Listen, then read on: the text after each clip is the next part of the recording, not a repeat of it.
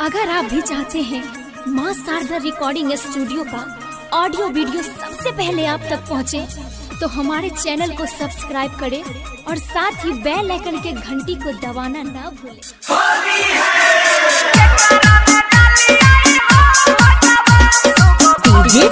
Kanchan Raj, Hajipur Vaishali. Singing by Prince Periya.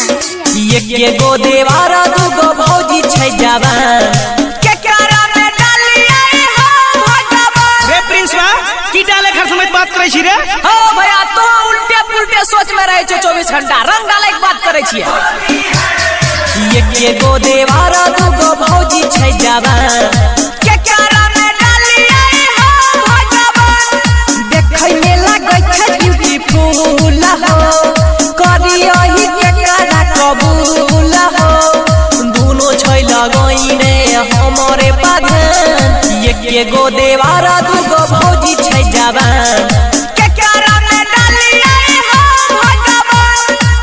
ये गो देवारा दुगो भौजी छै जवान के कारा में डालिए हो भगवान।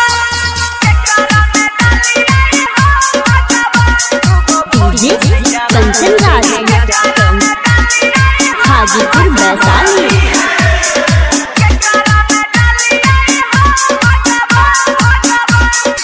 एक कपा एक दुनु छिकै करियहि के कर तारीफ हो, जकरा रंग नै लगहिबै चढ़तै ओकरे बिख हो। एक कपा एक दुनु छिकै करियहि के कर तारीफ हो, जकरा रंग नै लगहिबै चढ़तै ओकरे बिख हो। आ दुनु के छिकै बाकिए के समान के कारा में डालिए हो भगवान। ये गो देवारा दुगो भौजी छै जवान के कारा में डालिए हो भगवान।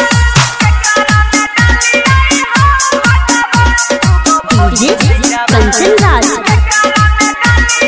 Hajipur Vaishali. Singing by Prince Periya.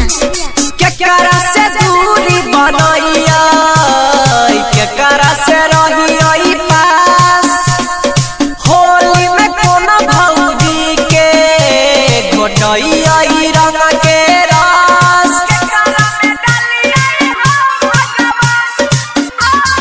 केकरा से दूरी बनैया केकरा से रहियै पास, होली में कोना भौजी के घोटैयै रंग के रस।